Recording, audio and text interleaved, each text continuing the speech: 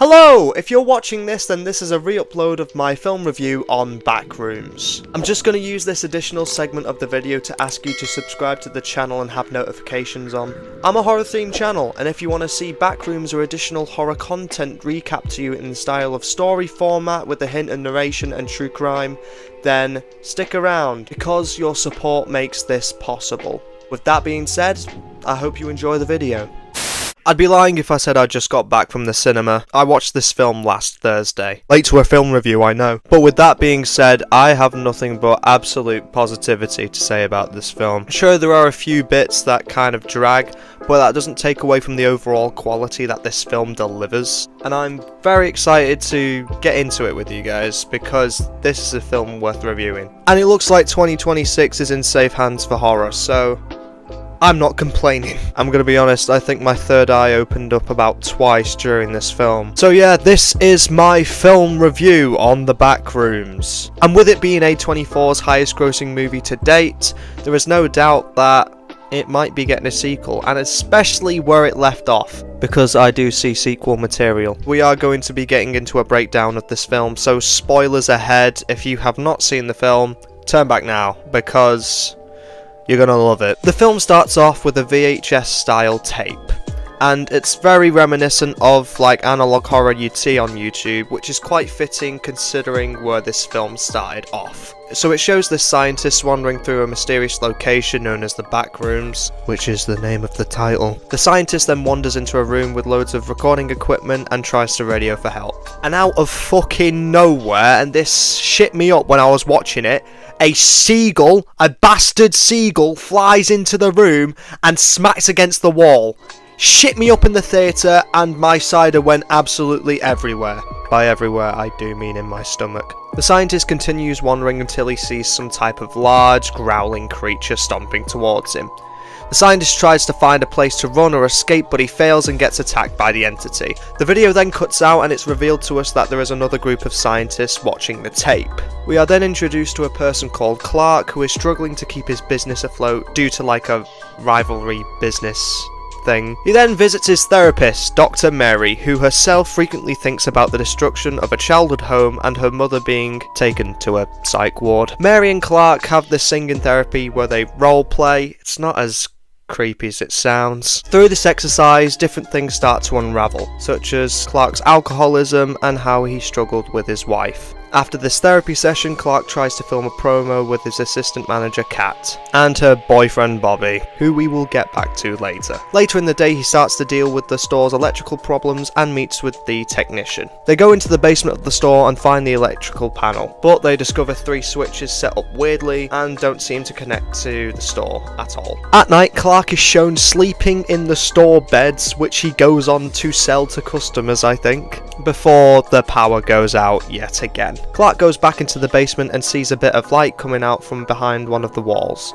To his surprise, he is able to pass through it and find himself in the Backrooms. He wanders in shock throughout the area, coming upon a room with a cardboard cutout of a man, plus multiple voices speaking in different languages. Clark also sees several artifacts fused into the floor, and even finds a badge. He then sees the creature from earlier, causing him to run until he finally makes it back to the store's basement. Clark then returns to Murray to tell her about the Backrooms, but based on his description, she thinks he is suffering from alcohol withdrawals. Promising to return with proof, Clark goes to find Kat and Bobby to recruit them for gathering research. Clark then puts tape around the space to enter the Backrooms and show Kat and Bobby what he found. They react as any normal person would, and then decide to follow Clark anyway. Yeah, sure. Bobby is then tied up and is lowered down into this massive ramp thing that is filled to the brim with just smelly ass clothing, and what we can only assume is a decapitated head. But that's not brought up at all. Bobby then hears the growling of the creature and he quickly gets pulled up by Clark and Kat. The creature then yanks Bobby back down and then proceeds to drag his body through like an air vent thing. And probably the best kill of the entire film, and we'll get back to that. Kat goes after him and gets separated from Clark, who tries to hide. He enters a room with a lit Christmas tree and sees two humanoid figures, which is apparently known as still life. Clark then makes it to a room where Kat sees him from the other side of the wall, but he cannot see her. The creature then grabs Clark's camera and moves towards him. And then we just get completely cut off from Clark and Kat. We can only assume Kat's dead, but we'll get back to that. Mary gets a message on her answering machine from Clark, who says he is never coming back, which is quite alarming if you were to do that to your therapy person. This obviously raises her concerns. Mary then goes to Clark's store to try and find him. She goes to the basement and ends up in the Backrooms. Mary then ends up in a room full of creepy ass drawings before Clark shows up. He then puts Mary in a headlock and knocks her out, as you do. Clark then brings Mary into a room which is recreated to look like a kitchen of some sorts. And at the table there is poorly recreated human beings from the still life, which we'll get back to them as well. Clark then asks Mary if she's hungry, because you know it's nice to treat your guests with a bit of food. Clark then opens the fridge and Kat's head is in the fridge. What the fuck? He then proceeds to scalp the still life sat in the corner of the room, and then Clark puts the hair on top of Mary as she's tied to a chair. This is a great film. Clark then tells Mary to keep doing the roleplay thing like they did in the therapy sessions. Mary refuses to roleplay with him, which obviously you would, and straight up tells him that his wife left him because he's just so whiny. She manages to talk Clark into letting her go so she can leave the back rooms and he can stay, because at this point he wants to stay in the back rooms. Don't ask me, I don't know why. This then causes the other still life to scatter. She's scattered into a corner only because this huge fucking entity walks into the room and is mimicking Clark. Captain Clark, what he used to promote his shop. Clark tries to speak to it as if they're all buddy-buddy, but then the entity proceeds to chomp into his neck like a fucking Haribo. This then kills him. Mary runs away and goes through several areas in the back rooms that are recreated to look like her old neighbourhood. After running through a tight space, she ends up in a copy of the store's lobby. The entity chases her until Mary breaks its wooden leg and then starts hitting it with a rock that she always carries. Mary then triggers alarms that sets off some type of gas that knocks you out. She runs from the entity and back into where she originally entered, the back rooms, where she is founded by some scientists. Mary is brought into an interrogation room where she is greeted by Phil. He asks her to confirm things she saw, but she cannot begin to explain. Phil tells Mary that the company used to work on MRI machines, but they shifted their focus after discovering the back rooms, and they've been trying to essentially map out the place. As Phil continues to talk, his words drown out and Mary just has a light smile on her face. Inside the back rooms, more spaces based off Mary's memories have been recreated, including still life of her sitting in the interrogation room. So there is a lot to unpack here. So the first thing I do want to start off with is the acting and the characters. I think Clark is a great protagonist. I do think that the actor who played Clark did an amazing job. He manages to display emotions through his face really well, which sounds like a weird thing to say, but to be able to act through facial expressions and not just dialogue is very impressive, and it's quite hard to do. I feel like the build-up of his character, where you feel empathy for him, makes his turn towards the climax of the film more unnerving, which is terrifying. So when he ties Mary up and he's acting insane, it caught me completely off guard because I thought he was a good guy, but apparently he is still a good guy. He's just, you know, at wit's end because he's lost his wife and he's like failing with his business, which I can understand. But what I do not understand is taking the still life and then saying, oh, you can eat them, and then eating them. What the fuck was that about? I think the practical effects for this as well was really good. So I'm just gonna say it's practical effects, because if it is practical effects, that's fucking amazing how they achieved that. They cut into a still life stomach, pulled it out. I didn't catch that. Ask me again. No. They cut into like a still life stomach and then pulled out, I don't know what it was. Was it rice? Was it... I don't know, it looked like a big ball of rice out this guy's stomach. Plonked it on the plate, and he was like, bon appetit, eat up, here's a bit of rice. Which is another thing I do want to talk about as well. The still lifes, the people who were like in the back rooms, like, they were crazy. They had like 3 like heads merged into one, and it looked terrifying. So when it was that scene in like the kitchen and they were just standing there in the corner, it created so much tension where I didn't know where to look on my screen. And I do think the people who played the still lifes as well did an amazing job. Mary as well, her acting was also incredible. We don't know much about her character, but we know she had some sort of like traumatic childhood, which is another thing that isn't established that much in the film. So whether it's a build-up to a sequel or what, I don't know. I feel like she was a very strong final girl. Like, she took out that entity with absolute brute force, and I'm all for it. Like, I love seeing monsters get their ass beat by just regular people. It's fucking brilliant. The climax as well was brilliant as well with all that.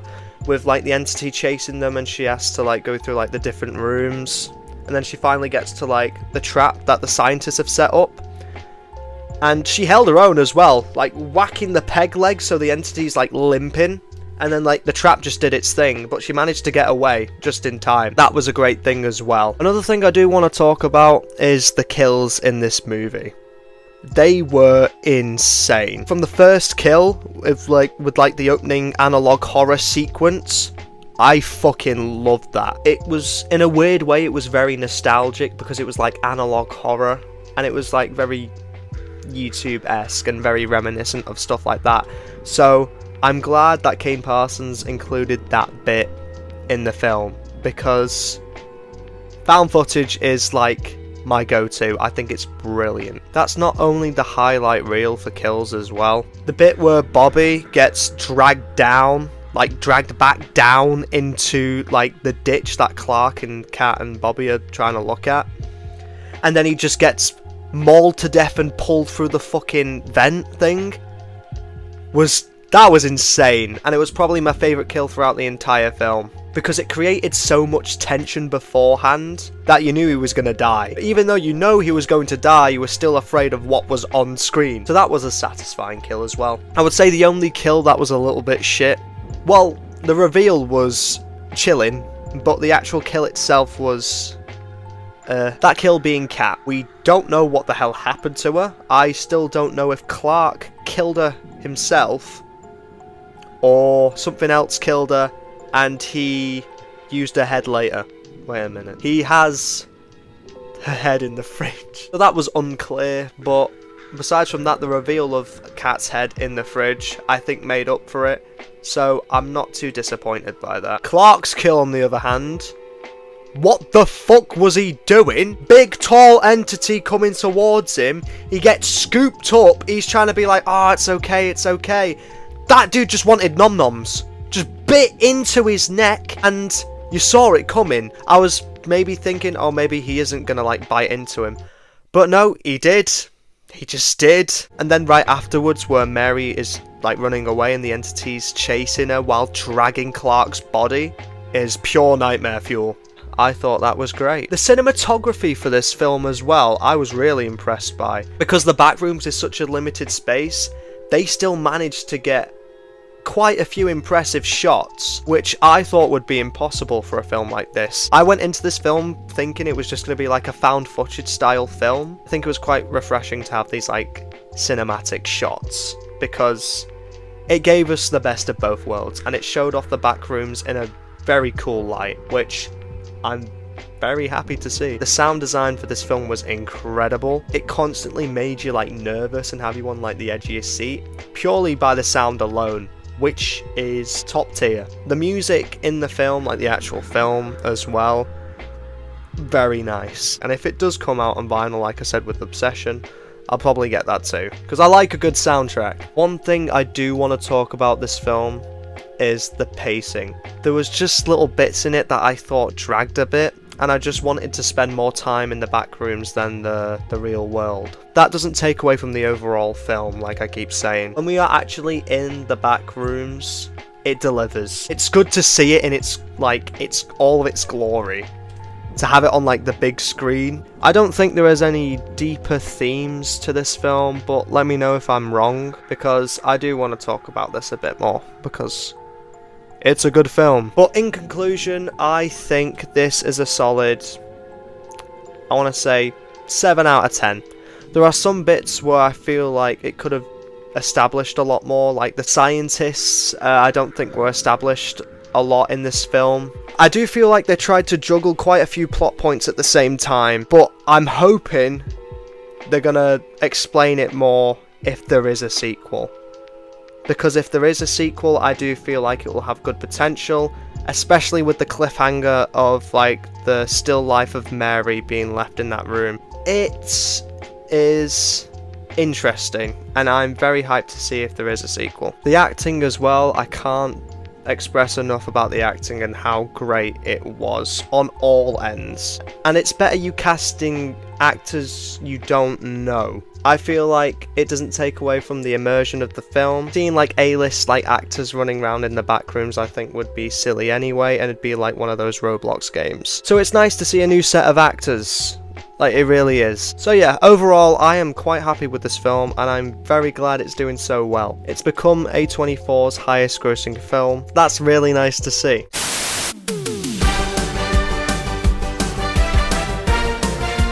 Nathan, what did you think of the Backrooms? Bro, it was crazy.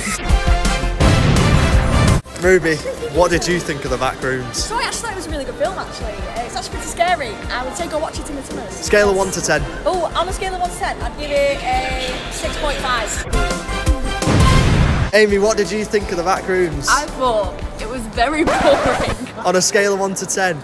3. So yeah, that's about it. The Backrooms was released in 2026 and it would become A24's highest grossing film, like I've said. With so many questions being left to us as an audience, I do feel like it's a strong contender for a sequel. With that being said, I've been James from Horror Recapped, and remember to keep it spooky, whatever the season.